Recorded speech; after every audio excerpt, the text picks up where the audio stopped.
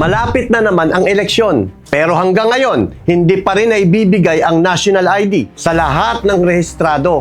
Kung ganyan pa rin ang serbisyo ngayon, paano tayo makakasigurado na maayos ang susunod na administrasyon? Ayon sa PSA, noong September 19, 2024, ang eksaktong bilang ng mga rehistrado ay umaabot ng 90 million na mga Pilipino. Katumbas naman ito nung 97.8% na target nila bilang 92 million. Gayunpaman, noong April 12, 2024, nasa 50 million pa lamang ang na-distribute ng national ID.